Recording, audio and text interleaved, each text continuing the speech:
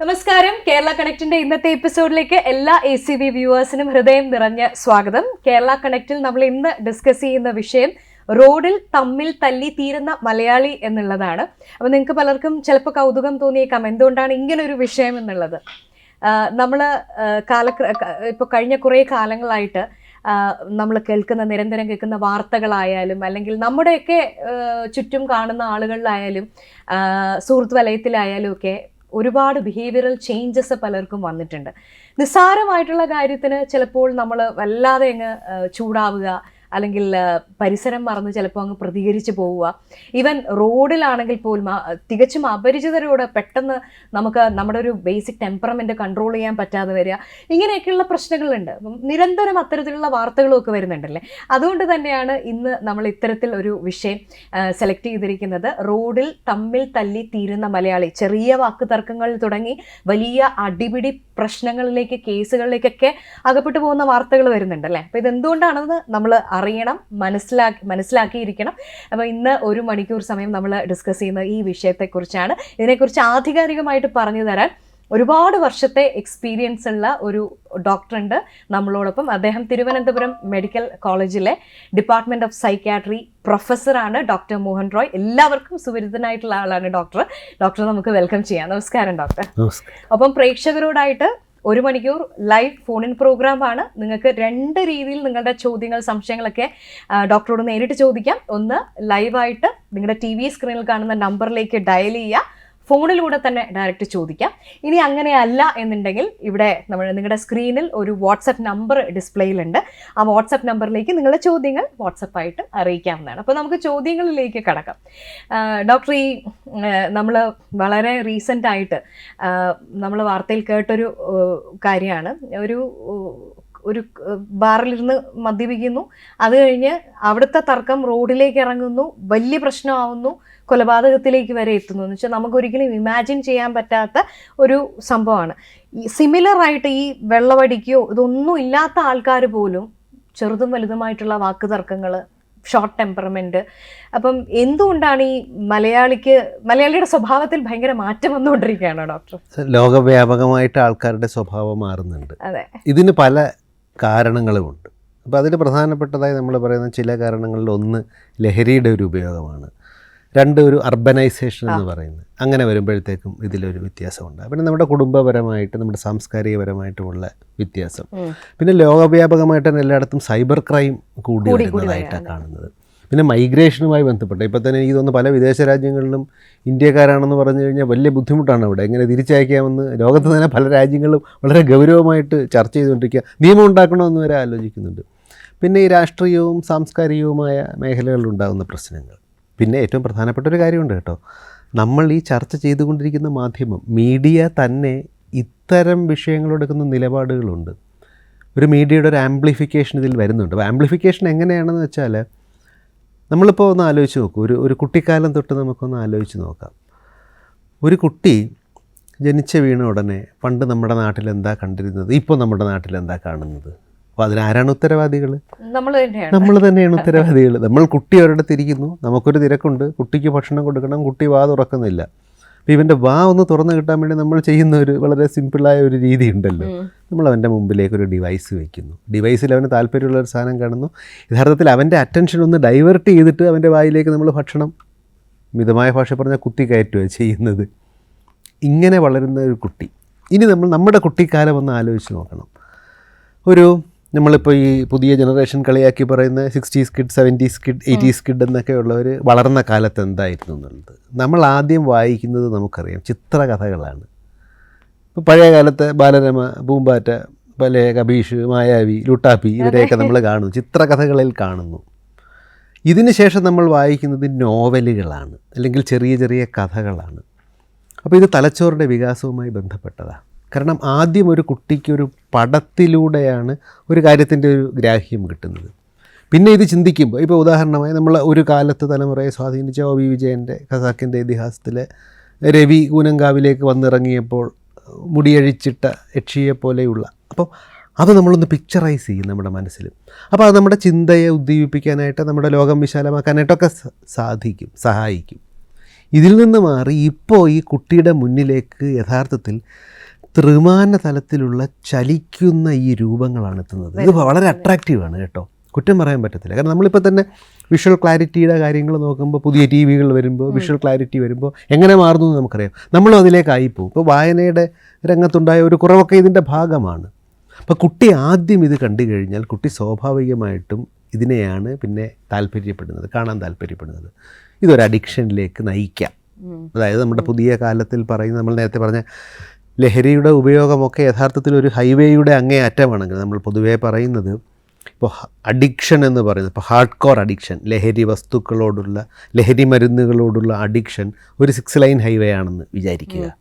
നമ്മൾ യഥാർത്ഥത്തിൽ ഇത്തരത്തിലുള്ള ഫോൺ അഡിക്ഷനും ഗാഡ്ജറ്റ് അഡിക്ഷനും ഇത്തരം ചലിക്കുന്ന രൂപങ്ങളോടുള്ള അഡിക്ഷനും ഒരു 2 ലൈൻ ഹൈവേ ഉണ്ടാക്കിയിടുന്നതിന് തുല്യമാണ്. നമുക്കറിയാം, ഒരു 2 ലൈൻ ഹൈവേ ഉണ്ടെങ്കിൽ അവിടെ 6 ലൈൻ ഹൈവേ പണിയാൻ എളുപ്പമാണ്. അപ്പോൾ അത്തരത്തിൽ നമ്മൾ കുട്ടികളെ എക്സ്പോസ് ചെയ്യുന്നു.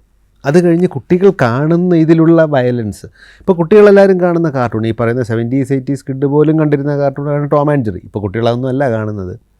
ഈ ടോം ആൻഡ് ജെറിയിൽ എന്തുമാത്രം വയലൻസ് ഉണ്ടെന്ന് നമ്മൾ ആലോചിച്ചിട്ടുണ്ടോ? ഈ പൂച്ചയെ അല്ലെങ്കിൽ എലിയെ അടിച്ചു പരത്തി വാതിലിൻ്റെ അടിയിലൂടെ കടത്തി വിടുകയാണ്, എൻ്റെ മീശയ്ക്ക് പിടിച്ച് അടിക്കുകയാണ്.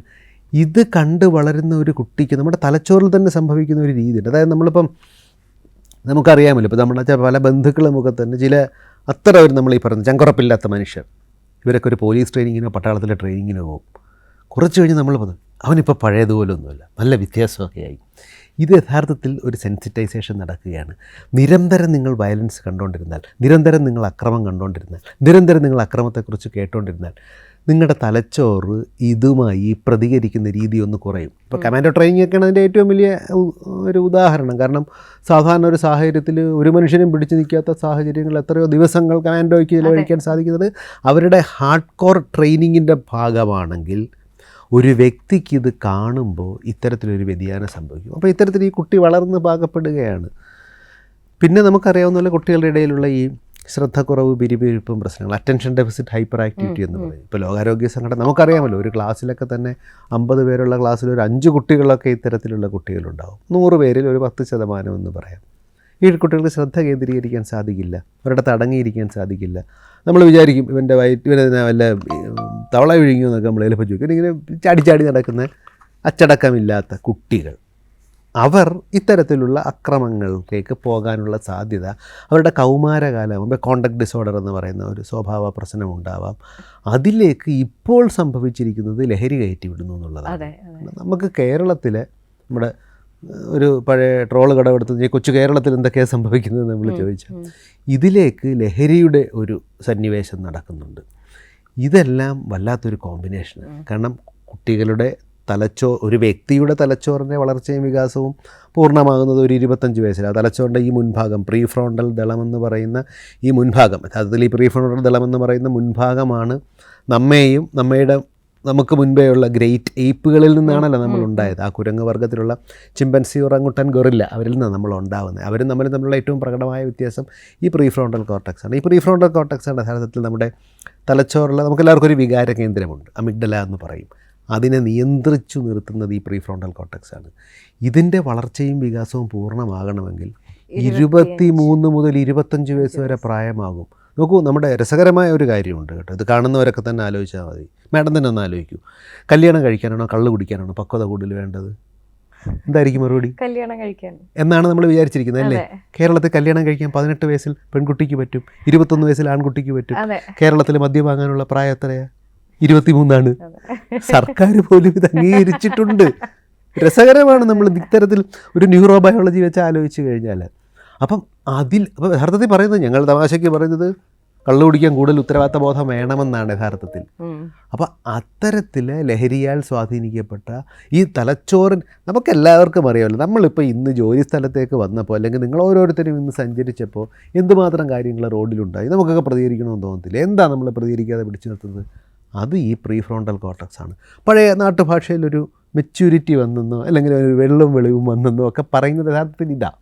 അതെ. ഇത് സംഭവിക്കാത്ത രീതിയിലേക്ക് ഈ ലഹരി ഇപ്പോൾ അടുത്ത കാലത്ത് കേരളത്തിൽ നമ്മളെല്ലാവരും ചർച്ച ചെയ്ത വലിയ എനിക്ക് തോന്നുന്നു ഒരു ദിവസം രാവിലെ വളരെ ഡിസ്റ്റർബിംഗ് ആയിട്ടുള്ള രംഗമാണ് ടി വിയിൽ അവർ കാണിച്ചത് തന്നെ. ഒരു വ്യക്തിയെ റോഡിലിട്ട് ചവിട്ടി കൊല്ലുകയാണ്. അവിടെ പോസ്റ്റ്മോർട്ടം റിപ്പോർട്ടൊക്കെ ഞാൻ കാണാനിടയായത്. സഹിക്കാൻ പറ്റും. കാരണം ഈ വാരിയലുകളൊക്കെ ഒടിഞ്ഞ് ശ്വാസകോശത്തിലും ഹൃദയത്തിലും കുത്തിക്കയറിയ രീതിയിലൊക്കെയാണ്. അപ്പോൾ ഈ വയലൻസ് നടത്തിയവരെ നമ്മൾ കണ്ടു, അവർ വെല്ലുവിളിക്കുന്നത് കണ്ടു. പക്ഷേ ഒരു കാര്യം നമ്മളാരും കണ്ടില്ല. പോലീസ് സ്റ്റേഷനിൽ പോയി ഇവർക്ക് എന്താ സംഭവിച്ചതെന്ന്. പോലീസ് സ്റ്റേഷനിൽ നാട്ടുഭാഷയെ പറഞ്ഞാൽ കെട്ടിറങ്ങിക്കഴിഞ്ഞപ്പോൾ കരച്ചിലും നിലവിളിയായിരുന്നു. ഈ ലഹരിയുടെ അതിൽ ഇൻഡ്യൂസ്ഡ് ആയി എന്തൊക്കെയോ ചെയ്തു കൂട്ടി. ഉള്ളൂ. ഡോക്ടർ പറഞ്ഞ പോലെ കെട്ടിറങ്ങിയപ്പോഴാണ് ബോധം വന്നത്. പറഞ്ഞതുപോലെ അവർ ചെയ്തത് എന്താണെന്ന് അവർക്ക് അറിയില്ലായിരുന്നു. പക്ഷെ അവരോട് ക്ഷമിക്കാൻ നിയമ സംവിധാനത്തിന് സാധിക്കില്ല. അവരാണല്ലോ മദ്യപിച്ചത്. അത് നിർഭാഗ്യവശാൽ അതിന് രണ്ട് വശമുണ്ട് കേട്ടോ. ഈ മാധ്യമത്തിൽ ഇത് വന്നപ്പോൾ തന്നെ ഒരു ഭാഗത്ത് വലിയൊരു ചർച്ചയുണ്ട്. ഇത് വീഡിയോ എടുത്ത ഒരുത്തനുണ്ടല്ലോ, അവനെന്താണ് സഹായിക്കാൻ പോകാത്തതെന്ന്. അപ്പോഴാണ് നമ്മൾ അത് അന്വേഷിച്ചപ്പോഴാണ് ഈ മർദ്ദനമേറ്റ ആളാരാണെന്ന് അന്വേഷിക്കുന്നത്. മർദ്ദനമേറ്റത് ആർക്കാണ്? ഒരു ബാറിൽ മദ്യപിച്ചുകൊണ്ടിരുന്നപ്പോൾ ഒരു പ്രശ്നമുണ്ടായതിന് തടസ്സം പിടിക്കാൻ പോയ ആളാണ്. അങ്ങനെയുള്ള ഡോക്ടർ നമ്മുടെ കേരളത്തിൽ, അതായത് നമ്മൾ പലപ്പോഴും ഇപ്പോൾ ഒരു ആക്സിഡൻറ്റ് സ്പോട്ടിൽ ചെന്ന് ഒരു ജീവൻ രക്ഷിക്കുക എന്ന് പറയുന്നത് ഒരു മോറൽ ഒബ്ലിഗേഷൻ നമുക്കൊക്കെ ഉണ്ട്. പക്ഷെ പലരും അതിന് പെട്ടെന്ന് തയ്യാറാവുന്നത് നമ്മൾ കാണുന്നില്ല. അതുപോലെ ഒരു ഇഷ്യൂ ഉണ്ടാവുന്നിടത്തും അത് സോൾവ് ചെയ്യാൻ പോകാൻ 10 തവണ ആലോചിച്ചിട്ടേ ഇന്നത്തെ സാഹചര്യത്തിൽ ആളുകൾ, കാരണം ചിലപ്പോൾ സ്വന്തം ജീവൻ പോവോ ഈ പറഞ്ഞ പോലെ ഒരു വിക്റ്റിമായി തീരാൻ. ഡോക്ടർ, ഞാനൊന്ന് ഒരു കോളർ വെയിറ്റിംഗ് ആണ്, അതിന് ശേഷം നമുക്ക് ഇതിലേക്ക് വരാം. ഹലോ ഹലോ, കേരള കണക്ട്, ആരാണ്? Okay, thank U. പറഞ്ഞോളൂ, ഇതാരാണ്? ഹലോ ഹലോ പറഞ്ഞോളൂ, ആരാണിത് സംസാരിക്കുന്നത്? എന്റെ പേര് ശ്രീലേഖ എന്നാണ്. എവിടുന്ന് വിളിക്കുന്നു? ഞാൻ കോട്ടയത്തു നിന്നാണ് വിളിക്കുന്നത്. ഓക്കെ, നമ്മൾ ഇന്ന് ഡിസ്കസ് ചെയ്യുന്നത് റോഡിൽ തമ്മിൽ തല്ലി തീരുന്ന മലയാളി എന്നുള്ളതാണ്. നമ്മുടെ സമൂഹത്തിൽ വന്നിട്ടുള്ള മാറ്റങ്ങൾ, അതിനകത്ത് ഡ്രഗ്സ് അടക്കമുള്ള ആൽക്കഹോൾ അടക്കമുള്ള കാര്യങ്ങളുടെയൊക്കെ ഇൻഫ്ലുവൻസിനെ കുറിച്ചൊക്കെയാണ് സംസാരിച്ചുകൊണ്ടിരിക്കുന്നത്. ഡോക്ടർ മോഹൻ റോയിന്റെ സംസാരിച്ചോളൂ. ഞാനിപ്പോ ലൈവ് കാണുന്നുണ്ട്. ഓക്കെ, ചോദിച്ചോളൂ ഡോക്ടർ. ഗുഡ് ഈവനിങ്, പറയൂ. സർ, എനിക്കിപ്പോ 15 വയസ്സുള്ള ഒരു മകനുണ്ട്. അപ്പം ഞാനിപ്പോ ഫേസ് ചെയ്തുകൊണ്ടിരിക്കുന്ന ഒരു ഇഷ്യൂ ഞാൻ ജസ്റ്റ് അത് ഒരുപാട് പേർക്ക് ഉപയോഗപ്പെടും എന്നുള്ള രീതിയിലാണ് ഞാനിപ്പം ഈ ഒരു ലൈവിലേക്ക് വിളിച്ചത്. എനിക്ക് 15 വയസ്സുള്ള മകനാണ്. ഇപ്പൊ 10ാം ക്ലാസ്സിൽ പരീക്ഷ എഴുതിയിട്ടാണ് നിൽക്കുന്നത്. അപ്പോൾ അയാൾക്ക് നമ്മുടെ ഒരു നാട്ടിൻ പ്രദേശമാണ്. അതുകൊണ്ട് തന്നെ കുട്ടിക്ക് കുറെ കൂട്ടുകാരുണ്ട്. സാധാരണ അങ്ങനെ പുറത്ത് അധികം ഇറങ്ങി പോയി സഞ്ചരിക്കാത്ത ഒരാളായിരുന്നു. പക്ഷെ ക്രമേണ 9ാം ക്ലാസ്സൊക്കെ ആയപ്പോൾ അവൻ ചുറ്റുപാടുള്ള പിള്ളേരുമായിട്ടൊക്കെ കൂട്ടുകൂടുന്നുണ്ട്, ഇപ്പൊ പോകുന്നുണ്ട്. അപ്പം ആള് പുറത്ത് പോയിട്ട് തിരിച്ചു വരുമ്പോൾ ഓരോ ദിവസവും ഓരോ കഥകളായിട്ടാണ് അവൻ വരുന്നത്. 7ാം ക്ലാസ്സിൽ പഠിക്കുന്ന കുട്ടി ഈ ലഹരി വസ്തുക്കളിലെ വായിലൊക്കെ വെക്കുന്ന ടൈപ്പ് സാധനങ്ങൾ അതുപയോഗിക്കുന്നുണ്ട്. അതുപോലെ ഈ റോഡിൽ കിടക്കുന്ന ഈ ആൾക്കാർ കുടിച്ചിട്ട് കളയുന്ന കുപ്പി, അതിനെ എടുത്തിട്ട് അതിനകത്ത് ഇവര് കുറച്ച് വെള്ളം ഒഴിച്ച് കുലുക്കി അത് കുടിക്കുന്ന പിള്ളേരുണ്ട്. വീട്ടില് സിഗരറ്റ് വലിച്ച ശേഷം അതിനെ തന്നെ വീട്ടുകാർ കളഞ്ഞ അതിന്റെ ബാലൻസ് എടുത്ത് വലിക്കുന്ന കൂട്ടുകാരുണ്ട് എന്നൊക്കെ ഇവൻ സ്ഥിരമായിട്ട് ഇങ്ങനെ വീട്ടിൽ വന്ന് പറയാറുണ്ട്. പക്ഷെ എനിക്ക് ഇവരുടെ കൂട്ടത്തില് പുറത്തേക്ക് ഇപ്പം നിലവിൽ വിടാനും പറ്റില്ല, വിടാതിരിക്കാനും പറ്റില്ല. ഇത് ഇവരുടെ വീട്ടിൽ എനിക്ക് പറയാനും പറ്റില്ല. അങ്ങനെ ഒരു വലിയൊരു പ്രതിസന്ധി ഇപ്പൊ ഞാനിങ്ങനെ ഫേസ് ചെയ്തുകൊണ്ടിരിക്കുകയാണ്. കാരണം ഇൻ കേസ് ഞാനിപ്പോ ഈ പിള്ളേരുടെ പാരന്റ്സിനോടൊക്കെ പറഞ്ഞു കഴിഞ്ഞാൽ ഇവനാണ് പറഞ്ഞത് പറഞ്ഞിട്ട് ഇവനെ ഇനി ഉപദ്രവിക്കുവോ എന്തെങ്കിലും ചെയ്യുമോ എന്നുള്ളൊരു പേടി എനിക്ക് നല്ലപോലെ ഉണ്ട്. അതുകൊണ്ട് ഞാനിപ്പോ എന്റെ മനസ്സിൽ തന്നെ വെച്ചിട്ട് മോനോടും ഇത് പുറത്ത് നീ പറയണ്ട, നിന്റെ മനസ്സിൽ തന്നെ വെച്ചോ എന്ന് പറഞ്ഞിട്ട് അവനെ ഞാനിപ്പം കുറച്ചൊന്ന് റെസ്ട്രിക്ട് ചെയ്ത് നിർത്തിയേക്കാണ്. പക്ഷെ അങ്ങനെ റെസ്ട്രിക്ട് ചെയ്യുമ്പം അവൻ എന്നോടൊരു ദേഷ്യമാണ്, എന്നെ പുറത്ത് വിടുന്നില്ല എന്നൊക്കെ പറഞ്ഞിട്ട്. എനിക്കിതിൽ എന്ത് ചെയ്യണമെന്ന് ശരിക്കും പറഞ്ഞു ഒന്നും അറിയാൻ പറ്റുന്നില്ല. ആരോട് പരാതി പറയണമെന്നോ ഒന്നും എനിക്ക് അറിഞ്ഞൂടാ. അല്ല, എനിക്ക് തോന്നുന്നു കേരളത്തിലൊരു ശരാശരി അമ്മ അനുഭവിക്കുന്ന ഒരു ഹൃദയവേദന അദ്ദേഹം അനുഭവിക്കുന്നത്. പക്ഷേ എനിക്ക് ഇക്കാര്യത്തിൽ മാഡത്തിനെ അഭിനന്ദിക്കാനുള്ളത്, എവിടെയോ മാഡത്തിൻ്റെ ഒരു പേരൻറ്റിങ് ശൈലി വളരെ നല്ല ഒരു പേരൻറ്റിങ് ശൈലിയാണ്. അതുകൊണ്ടാണ് അത് ആ കുഞ്ഞ് വന്ന് മാഡത്തിനോട് പറയുന്നത്. അക്കാര്യത്തിൽ മാഡം മാഡം അതിനൊരു പ്രത്യേക അഭിനന്ദനം അറിയിക്കുന്നു madam. Okay, thank you so much for calling.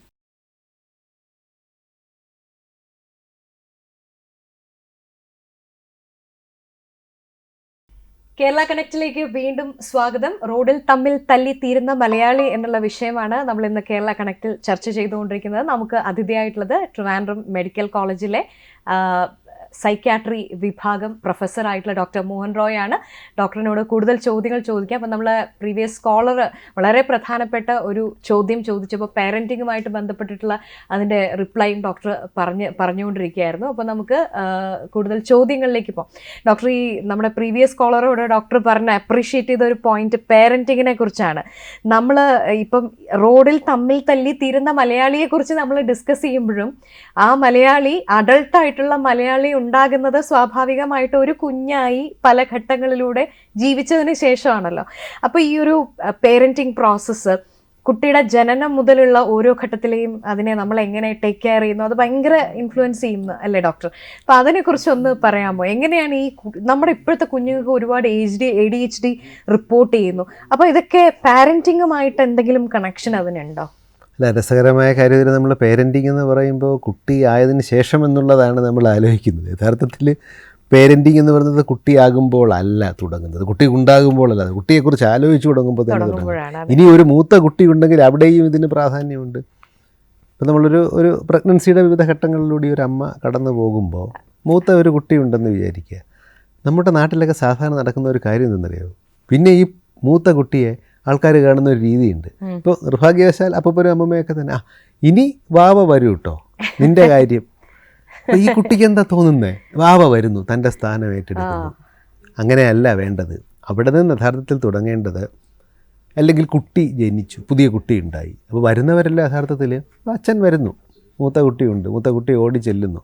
മൂത്ത കുട്ടി ഓടി അച്ഛൻ്റെ അടുത്തോ അമ്മയുടെ അടുത്തോ, അമ്മ മിക്കവാറും വീട്ടിലായിരിക്കുമല്ലോ, അച്ഛൻ്റെ അടുത്തേക്ക് ചെല്ലുമ്പോൾ മൂത്ത കുട്ടി പ്രതീക്ഷിക്കുന്നത് എന്താ? നമ്മളെന്താ ചോദിക്കുന്നത്? വാവ എവിടെ എന്നല്ല ചോദിക്കേണ്ടത്. മൂത്ത മകനെ എവിടെ, അല്ലെങ്കിൽ മൂത്ത അവനെ അല്ലെങ്കിൽ അവളെ എടുത്ത് ഓമനിച്ച് കാര്യങ്ങളൊക്കെ തോന്നിച്ചിട്ട്, എടാ നിൻ്റെ അനിയൻ എവിടെയാടാ, നിൻ്റെ അനിയത്തി എവിടെയാടാ. ഇനിയിപ്പോൾ ആ കുട്ടിക്ക് ജനിച്ച് വീണ കുട്ടിക്ക് ഒരു കളിപ്പാട്ടമോ മറ്റോ വാങ്ങാൻ പോവുകയാണെന്ന് വെച്ചു, നിങ്ങൾ ഈ മൂത്ത കുഞ്ഞിനോട് ഒരു കളിപ്പാട്ടം വാങ്ങിക്കൊടുക്കണമെന്നേ അവനോട് ചോദിക്കണം, നമുക്ക് ഏത് കളിപ്പാട്ടം വാങ്ങിക്കൊടുക്കാം, നീ അതിനൊരു പേരിട്, അത് നീ പറഞ്ഞല്ലേ അനിയന് അനിയത്തിക്ക് മനസ്സിലാക്കേണ്ടത്. ഇത്തരത്തിൽ ആ മൂത്ത കുട്ടിയെ പാകപ്പെടുത്താൻ അത് വളരെ ലഘുവായി, നമ്മൾ യഥാർത്ഥത്തിൽ ഈ ഒരു കുട്ടി കുടുംബത്തിൽ നിന്നാണല്ലോ ജനിക്കുന്നത്. ഒരു കുടുംബമാണ് കുട്ടിയെ നന്നാക്കുന്നതിനും ചീത്തയാക്കുന്നതിനും കുടുംബത്തിന് വളരെ പ്രധാനപ്പെട്ട ഒരു പങ്ക്. ഡോക്ടർ, ഞാൻ ഒന്ന് ഇടപെട്ടോട്ടെ, ഒരു കോളർ കുറച്ച് സമയമായിട്ട് വെയിറ്റ് ചെയ്യാണ്. ഹലോ, നമസ്കാരം. നമസ്കാരം, കേരള കണക്റ്റിലേക്ക് സ്വാഗതം. ആരാണ്? ഓക്കെ, പേര് പറയാമോ? എന്താണ്? വിനയൻ. ഓക്കെ സർ, സംസാരിച്ചോളൂ. ഡോക്ടർ മോഹൻ റോയ് ഉണ്ട്, സംസാരിക്കാം. നമസ്കാരം. രണ്ട് കാര്യങ്ങൾ ചോദിക്കാനാണ്. നമസ്കാരം സർ, പറഞ്ഞോളൂ. ഒന്ന്, ഈ കുട്ടികളെ ഇപ്പൊ കൂടുതലും ഈ റോഡിലെ അക്രമങ്ങള് സ്ഥിരമായ ഒരു സംഭവമായി മാറിയിരിക്കുകയാണ്. അത് ഒരു പരിധി വരെ കുട്ടികളുടെ ഈ മൊബൈല് അല്ലെങ്കിൽ നെറ്റിന്റെ ഒക്കെ അമിതമായ ഉപയോഗം ഒരു ശരിക്കും പറഞ്ഞാൽ കോവിഡ് കാലഘട്ടത്തില് ഈ പഠനത്തിന്റെ ഒരു സൗകര്യം പ്രമാണിച്ച് കുട്ടികൾക്ക് മൊബൈൽ കൊടുക്കുകയും മൊബൈലിൽ കൂടി പഠനം നടത്തുകയും ചെയ്യുന്നൊരു സാഹചര്യം ഉണ്ടായിരുന്നു. അതിനുശേഷമാണ് കുട്ടികൾക്ക് മൊബൈൽ സുലഭമായിട്ട് ലഭിക്കാനും അവർക്ക് രണ്ടു കൈകാര്യം ചെയ്യാനും കഴിഞ്ഞത്. ഇപ്പൊ ഈ ഡ്രഗ്സ് പോലും ഈ ശരിക്കും അതിന്റെ ഒരു ഗ്രൂപ്പ് ഉണ്ടാക്കുകയും ഈ കുട്ടികൾക്ക് കൈമാറാനുള്ള അങ്ങനെയുള്ള ഒരു സാധ്യതകളൊക്കെ ഈ മൊബൈൽ വഴിയും നെറ്റ് വഴിയൊക്കെ വരുന്നുണ്ട്. ഒരു പരിധി വരെ ഇതിന്റെ ഉപഭോഗം കുട്ടികളിൽ നിന്നും കുറച്ചൊക്കെ കുറയ്ക്കാനുള്ളൊരു നിയമനിർമ്മാണമോ അല്ലെങ്കിൽ അത്തരം ഇപ്പം തന്നെ നമ്മൾ പറഞ്ഞിട്ടുണ്ടല്ലോ, ഇപ്പൊ ഈ ചില പുക വലിക്കരുത് ഒരു നിയമം എന്ന് പറഞ്ഞ പോലെ കുട്ടികളില് 18 വയസ്സിന് മേലുള്ള അതിനുള്ളൊരു അവരെ നിയന്ത്രിക്കാനുള്ള ഒരു നിയമനിർമ്മാണം ശരിക്കും കേരളത്തിന്റെ ഇന്നത്തെ അവസ്ഥ ആവശ്യമല്ലേ? അതൊന്ന്. രണ്ട്, ഈ കുട്ടികൾ പലപ്പോഴും വീടുകളിൽ ഒറ്റപ്പെട്ടു പോവുക അല്ലെങ്കിൽ ഏകാന്തത അനുഭവിക്കുകയോ ചെയ്തൊരു സാഹചര്യമാണ് നിലവിലുള്ളത്. കാരണം നമ്മുടെ നാട്ടിൽ നിന്ന് ഈ കൂട്ടുകുടുംബ വ്യവസ്ഥയൊക്കെ മറഞ്ഞു പോയപ്പോൾ ഈ കുട്ടികളെ മുത്തശ്ശി കഥകളോ അല്ലെങ്കിൽ അവരോട് വളരെ സ്നേഹമായിട്ട് സംസാരിക്കാൻ കുടുംബത്തെ അംഗങ്ങളില്ലാതെ വരികയും ഈ അണുകുടുംബങ്ങളായി മാറുകയും ചെയ്യുമ്പോൾ അവരുടെ വികാരങ്ങൾ അല്ലെ അവരുടെ പ്രശ്നങ്ങൾ അല്ലെ അവരുടെ സങ്കടങ്ങൾ സന്തോഷങ്ങളൊന്നും ഷെയർ ചെയ്യാൻ ആളില്ലാതെ വരുന്നതും ഒരു പരിധി വരെ ഇവനെ ഒരു ക്രിമിനൽ ബുദ്ധിയിലേക്ക് അല്ലെങ്കിൽ മറ്റെല്ലാം വല്ലാത്ത പക ഇവരിൽ ഉണ്ടാക്കാൻ ഉള്ള ഒരു കാരണമാകുന്നില്ല. ഈ ഒരു രണ്ട് സംശയമാണ് എനിക്കുള്ളത്. തീർച്ചയായിട്ടും സാറ് പറഞ്ഞ രണ്ട് കാര്യങ്ങളും പ്രാധാന്യമുള്ളതാണ്. ഈ ഒന്നാമത്തെ കാര്യം കുട്ടികളുടെ അക്രമത്തിൻ്റെ മൊബൈൽ ഫോണിൻ്റെ ലഹരിയുടെ ഉപയോഗം നമുക്കൊക്കെ അറിയാമല്ലോ മേഡം. നമ്മളൊക്കെ ഈ 2020 വരെ ഞങ്ങളൊക്കെ ക്ലാസ് എടുക്കുമ്പോഴൊക്കെ കുട്ടികൾക്ക് മൊബൈൽ ഫോൺ കൊടുക്കുന്നതിനെ നിയന്ത്രിക്കുന്നതിനെക്കുറിച്ചാണ് ക്ലാസ് എടുത്തുകൊണ്ടിരുന്നത്. നമ്മൾ അമേരിക്കൻ പീഡിയാട്രിക് അസോസിയേഷൻ്റെ ഗൈഡ് ലൈനെക്കുറിച്ചൊക്കെ വാചാലരായി സംസാരിക്കുമായിരുന്നു. പക്ഷേ കോവിഡിൽ എന്താ സംഭവിച്ചത്? അതേ നമ്മളൊക്കെ തന്നെ മൊബൈൽ ചലഞ്ച് എടുത്ത് കുട്ടികൾക്ക് വാങ്ങിക്കൊടുത്തു. പക്ഷേ ചെറിയൊരു പ്രശ്നം ഉണ്ടായി. കോവിഡ് വന്നു, കോവിഡ് വൈറസ് പോയി, മൊബൈൽ കയ്യിൽ നിന്ന് പോയില്ല. മൊബൈൽ കുട്ടിയുടെ കയ്യിൽ തന്നെയായി. ഇപ്പോൾ യഥാർത്ഥത്തിൽ ഞങ്ങൾ കാണുന്ന കുട്ടികളാവട്ടെ മുതിർന്നവരാവട്ടെ പുതുതായി രോഗവുമായി മാനസിക പ്രശ്നങ്ങളുമായി വരുന്നവർ, അല്ലെങ്കിൽ അവരുടെ മാനസിക പ്രശ്നത്തിന് ചെറിയ വ്യത്യാസം വന്നവർ, ഇവരുമായിട്ടൊക്കെ സംസാരിക്കുമ്പോൾ ഞങ്ങൾക്ക് മനസ്സിലാവുന്നത്, കുട്ടികളുടെ കാര്യത്തിൽ പ്രത്യേകിച്ചും, ഈ കോവിഡ് കാലഘട്ടം ഇവരുടെ സ്വഭാവത്തെ മാറ്റിമറിക്കുന്നതിൽ നിർണായകമായ ഒരു പങ്ക് വഹിച്ചിട്ടുണ്ട്. അതിൻ്റെ ഭാവിയിൽ ഇനി അതെന്തൊക്കെ സംഭവിക്കുന്നുള്ളതും പഠനങ്ങളിൽ വരാനിരിക്കുന്നതേ ഉള്ളൂ. അപ്പോൾ അന്ന് തന്നെ യഥാർത്ഥത്തിൽ ഈ 2020 ആദ്യമാണല്ലോ കോവിഡ്. 21 ഈ ഐക്യരാഷ്ട്ര സംഘടനയുടെ നേതൃത്വത്തിൽ ലഹരിക്കും കുറ്റകൃത്യങ്ങൾക്കും എതിരായിട്ടുള്ള ഒരു സംവിധാനം, United Nations Office on Drug and crime എന്നാണ് പറയുന്നത് കേട്ടോ. അത് തന്നെ രസകരമാണ്. ലോകത്ത് സാധാരണ ഇപ്പം WHO ഒറ്റ കാര്യമേ ഉള്ളൂ, യൂണിസെഫ് ഒറ്റ കാര്യമേ ഉള്ളൂ. ലഹരിയും കുറ്റകൃത്യവും തമ്മിലുള്ള ബന്ധം കൃത്യമായി മനസ്സിലാക്കിയതുകൊണ്ടാണ് United Nations Office on Drug and Crime എന്ന അവരെ സംവിധാനത്തിന് തന്നെ പേരിട്ടിരിക്കുന്നത്. അവർ വേൾഡ് ഡ്രഗ് റിപ്പോർട്ട്, അതായത് അന്താരാഷ്ട്ര ലഹരി വിരുദ്ധ ദിനത്തിൽ ജൂൺ 26 പബ്ലിഷ് ചെയ്യാറുണ്ട്. 22 ഈ പ്രസ്തുത റിപ്പോർട്ടിൽ തന്നെ അവർ സൂചിപ്പിച്ചിരുന്നതാണ് ലോകത്താകമാനം ലഹരി മാഫിയകൾ കോവിഡ് പശ്ചാത്തലമാക്കി എടുത്തുകൊണ്ട് ലഹരിയുടെ വിൽപ്പനയ്ക്ക് ശൃംഖലകൾ ഉണ്ടാക്കുന്നത് മൊബൈൽ ഫോണുകളിലൂടെയും മറ്റുമായിരിക്കുമെന്നും ഇത് കുട്ടികളുടെ കയ്യിലാണ് എത്തുന്നതും ഇത് വലിയൊരു ഭീഷണിയാവുമെന്നും ലോകരാജ്യങ്ങൾ യഥാർത്ഥത്തിൽ ഇതിന് സംവിധാനങ്ങൾ ഏർപ്പെടുത്തണമെന്നും. കഴിഞ്ഞ 4 വർഷം ആവാറായി നമ്മളൊക്കെ എന്നെ ചെയ്തെന്നുള്ളത് നമുക്കറിയാം. അപ്പോൾ അവിടെ വലിയൊരു പ്രശ്നം പറ്റി. എന്ന് മാത്രമല്ല, നമ്മളിപ്പോൾ സാറ് ഉദ്ദേശിക്കുന്ന ഗ്രൂപ്പുകളൊക്കെ എനിക്ക് തോന്നുന്നു, അങ്ങൊരു പേരൻ്റ് ആയതുകൊണ്ട് പറയുക, വാട്സപ്പ് ഗ്രൂപ്പുകളായിരിക്കും. പിള്ളേരൊക്കെ വാട്സപ്പ് ഗ്രൂപ്പിൽ നിന്ന് ഇറങ്ങിക്കഴിഞ്ഞു. പിള്ളേരുടെ ചാനലുകളൊന്നും നമുക്കറിയില്ല. വന്ന് ഈ അടുത്ത കാലത്ത് ഞാൻ അറിഞ്ഞ ഒരു ടീനേജർ ചെയ്യുന്നത്, ഇദ്ദേഹത്തിൻ്റെ കയ്യിലെ മൊബൈലിൽ രാവിലെ ഇയാളൊരു ആപ്പ് ഡൗൺലോഡ് ചെയ്യുകയാണ്. രാവിലെ തൊട്ട് വൈകിട്ട് വരെ ആപ്പുള്ളൂ. വൈകിട്ട് അവനത് ഡിലീറ്റ് ചെയ്യുകയാണ്. രാത്രി വീട്ടുകാർ മറ്റേ മൊബൈലെടുത്ത് നോക്കിയാൽ പോലും ഈ ആപ്പ് അവന് കാണാൻ സാധിക്കുന്നില്ല. അപ്പോൾ അതിൽ നിയമവും ബാക്കി സംവിധാനങ്ങളും കർശനമാക്കേണ്ടതുണ്ട്. ഇനി ഒരു കുട്ടിക്ക് ഏത് പ്രായത്തിൽ മൊബൈൽ കൊടുക്കണമെന്ന് പേരൻ്റ് തീരുമാനിക്കണം. അതിന് പേരൻറ്റിനെ സഹായിക്കാനെടുത്ത സംവിധാനങ്ങൾ തയ്യാറാവണം. ഇപ്പോഴും എത്രയോ അധികം സ്കൂളുകളിൽ നോട്ടുകളും മറ്റും കൈകാര്യം ചെയ്യുന്നത് അധ്യാപകന്മാരും അധ്യാപികമാരും ഏത് മാധ്യമത്തിലൂടെയാണ്, ആരുടെ ഫോണാണ് ഇതിന് ഉപയോഗിക്കുന്നത്, അതാലോചിക്കേണ്ടതുണ്ട്. അതിന് സംവിധാനങ്ങൾ വരേണ്ടതുണ്ട്.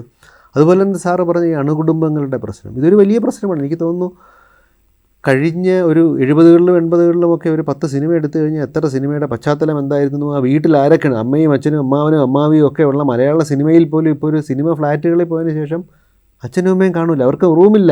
2 or 3 BHK ആണല്ലോ നമുക്കുള്ളത്. അവിടെ അപ്പനും അമ്മയ്ക്ക് റൂമില്ല. അമ്മാവനെയും അമ്മാവിയെയും കുറിച്ച് ആലോചിക്കുക പോലും വേണ്ട. അത്തരത്തിൽ നമ്മുടെ സിനിമ മാറുന്ന ഒരു കാലഘട്ടത്തിൻ്റെ ചിത്രമാണല്ലോ കാണിക്കുന്നത്. അപ്പോൾ അത്തരത്തിൽ വലിയൊരു പ്രശ്നം എന്താണെന്ന് വെച്ചാൽ, നമുക്ക് കുട്ടികളെ ശിക്ഷിക്കുന്നത് ഇപ്പോൾ എങ്ങനെയാണ് ശാസ്ത്രീയമായ പേരൻറ്റിങ്ങിൽ കുട്ടിയെ ശിക്ഷിക്കേണ്ടത് എങ്ങനെയാണെന്നുള്ളതിന് മാർഗ്ഗനിർദ്ദേശങ്ങളുണ്ട്. നമ്മളെങ്ങനെയാണ് കുട്ടിയെ ശിക്ഷിക്കുന്നത്?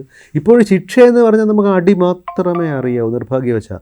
സ്കൂളിൽ അധ്യാപകന്മാർക്കോ അധ്യാപികമാർക്കോ അതിനുള്ള സംവിധാനം ഇല്ലാത്തത് കൊണ്ട് അതങ്ങ് നിന്നു. പക്ഷേ വീട്ടിലതുണ്ട് എന്ന് മാത്രമല്ല, നിർഭാഗ്യവശാൽ ഇപ്പോഴും കേരളത്തിലൊരു വലിയ വിഭാഗം അധ്യാപകന്മാരും അധ്യാപികമാരും കുറച്ച് ഈ സംവിധാനങ്ങളിൽ ഇടപെടുന്നവരുമൊക്കെ ഇപ്പോഴും വിശ്വസിച്ച് വെച്ചിരിക്കുന്നത് ഈ വടിയാണെന്നുള്ളതാണ്. എന്താണ് ഇവരുടെ പ്രശ്നമെന്ന് നമുക്ക് മനസ്സിലാവുന്നില്ല. കുട്ടിക്ക് ഇഷ്ടപ്പെട്ട ഭക്ഷണം ഉണ്ടാക്കി കൊടുക്കാതിരിക്കുന്നത് ശിക്ഷയാണ്. കുട്ടിക്ക് ഇഷ്ടമുള്ള പ്രോഗ്രാം കാണാൻ അവനെ സമ്മതിക്കാത്തത് ശിക്ഷയാണ്. ആ ശിക്ഷയെക്കുറിച്ച് നമുക്ക് മനസ്സിലാകുന്നില്ല. ഇപ്പോഴും വടി തിരിച്ചു കൊടുക്കൂ, കുട്ടികളങ്ങ് നന്നാവുമെന്നാണ് പറയുന്നത്. നോക്കൂ, അങ്ങനെയാണെങ്കിൽ ഒന്ന് ആലോചിക്കൂ. ഈ കുട്ടികൾ അവരുടെ തലച്ചോറിൻ്റെ പക്വതയില്ലായ്മയും മറ്റും കൊണ്ട് ഈ പ്രശ്നം ഉണ്ടാകും. ഈ 18 വയസ്സിന് മുകളിലുള്ളവരെ നിയന്ത്രിക്കാൻ പോലീസും പട്ടാളവും ഇൻ്റലിജൻസ് സംവിധാനമുള്ളൊരു രാജ്യമാണല്ലോ നമ്മൾ. അവിടുത്തെ കുറ്റകൃത്യങ്ങളെക്കുറിച്ചാണ് നമ്മൾ സംസാരിച്ച് തുടങ്ങിയത്. അപ്പോൾ ശിക്ഷ മാത്രം കൊണ്ടല്ല ഒരു സമൂഹവും നന്നാവുന്നത്. അങ്ങനെയാണെങ്കിൽ നമുക്കറിയാം, ഏറ്റവും ക്രൂരമായ ശിക്ഷാവിധികളുള്ള രാജ്യങ്ങളുണ്ടല്ലോ, അവിടെയൊക്കെ കുറ്റകൃത്യങ്ങളില്ല എന്ന് നമ്മൾ പറയുന്നില്ലല്ലോ. അപ്പം അതല്ല എന്നുള്ളത് ശാസ്ത്രീയമായി നമുക്ക് മനസ്സിലാക്കേണ്ടതുണ്ട്. അവിടെയും ഞാൻ പറഞ്ഞ ശാസ്ത്രീയമായ ഓരോ കാലഘട്ടത്തിനനുസരിച്ച് കാര്യങ്ങൾ ചെയ്യേണ്ടതുണ്ടെങ്കിൽ നമുക്കിതിലെ ഒരു അലാമിങ്ങായ കണക്കുണ്ട് കേട്ടോ. 2014 കേരളത്തിൽ ഏകദേശം 5,38,000 കുഞ്ഞുങ്ങളുണ്ടായിരുന്നു. അത് 2024 ആയപ്പോൾ 3,48,000 കുട്ടികളായി. 10 വർഷം കൊണ്ട് ചെയ്തുകൊണ്ടിരിക്കുകയാണ്. സുഖം. നമുക്ക് 2000 വെറുതെ ഒരു കണക്ക് കൂട്ടി നോക്കൂ, 2040 നമുക്കൊരു 1,50,000 1,25,000 കുട്ടികളെ ഉണ്ടാവുകയുള്ളൂ. ജനസംഖ്യയുടെ 20% 60 വയസ്സിൽ കൂടുതലായ മുതിർന്നവരുടെ ഒരു സംസ്ഥാനമായി പോകുമ്പോൾ ഇവിടെ ബാക്കി കാര്യങ്ങൾ ചെയ്യാൻ യുവാക്കളെ, ചെറുപ്പക്കാരെ നമുക്ക് ആവശ്യമുണ്ട്. അവരെയാണ് നമ്മൾ ഈ ശാസ്ത്രീയമായ പേരൻറ്റിങ് ചെയ്യാതെ, നമ്മളാണ് ഉത്തരവാദികൾ. നമ്മളെന്ന് പറയുമ്പോൾ നമ്മളെല്ലാവരുമാണ് കേട്ടോ. നമ്മളവരെ ഇല്ലാതാക്കിക്കൊണ്ടിരിക്കുക ഈ കുട്ടികളെ.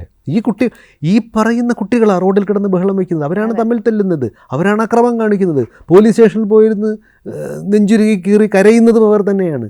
നമ്മളെവിടെയാണ്? നമ്മളെന്താ ചെയ്യുന്നത്? നമ്മൾ ഇടപെടുന്നില്ലല്ലോ. അപ്പോൾ ഇത്തരം കാര്യങ്ങളൊക്കെ സമഗ്രമായ ഒരു മാറ്റം കേരളത്തിൽ ഇനിയുള്ള വളരെ വൈകിട്ടുണ്ട് കേട്ടോ. നമ്മൾ ലഹരി വിരുദ്ധ ബോധവൽക്കരണം നമ്മൾ നടത്താൻ തുടങ്ങിയത് തന്നെ 3 ഘട്ടങ്ങളിലായിട്ടാണ്. ആദ്യത്തെ ഘട്ടത്തിൽ എന്തൊക്കെ സംഭവിച്ചു, രണ്ടാമത്തെ ഘട്ടത്തിലുമായി, പിന്നെ മാറുന്ന പ്രയോറിറ്റി അനുസരിച്ച് പലതും മാറുന്നു. ഇപ്പോഴെന്തെങ്കിലുമൊക്കെ ചെയ്തില്ലെങ്കിൽ നമ്മൾ കയ്യിൽ നിന്ന് പോയി എന്ന് തന്നെ പറയേണ്ടി വരും. അതെ അതെ. Okay, thank you so much for calling. Thank you doctor. നമുക്ക് വാട്സാപ്പിൽ ഒരു ചോദ്യം വന്നതിലേക്കൊന്ന് ഞാൻ കിടക്കുകയാണ്. അനുരാധയാണ് അയച്ചിരിക്കുന്നത്. ഡോക്ടർ, ഈ നമ്മുടെ വിഷയവുമായി ബന്ധപ്പെട്ട് ഈ പേഴ്സണാലിറ്റി ഡിസോർഡറുകൾ ഈ ക്രിമിനൽ ആക്ടിവിറ്റിക്ക് കാരണമാകുന്നുണ്ടോ എന്നുള്ളതാണ് ചോദ്യം. അപ്പോൾ അതിനെക്കുറിച്ചൊന്ന് പറയാമോ? തീർച്ചയായിട്ടും. നമ്മൾ നേരത്തെ പറഞ്ഞല്ലോ, ADHD കുറിച്ച് നമ്മൾ സംസാരിച്ചു, അതെ, കോണ്ടക്ട് ഡിസോർഡറിനെ കുറിച്ച് സംസാരിച്ചു. ADHD കുട്ടികളിലാണ്, കോണ്ടക്ട് ഡിസോർഡർ കൗമാരക്കാരില്ല. നമ്മൾ പൊതുവേ പറയുന്നതനുസരിച്ച് പേഴ്സണാലിറ്റി ഡിസോർഡേഴ്സ് അഥവാ വ്യക്തിത്വ വൈകല്യങ്ങൾ 18 വയസ്സ് കഴിഞ്ഞാൽ നമുക്ക് ഡയഗ്നോസ് ചെയ്യാൻ സാധിക്കുക.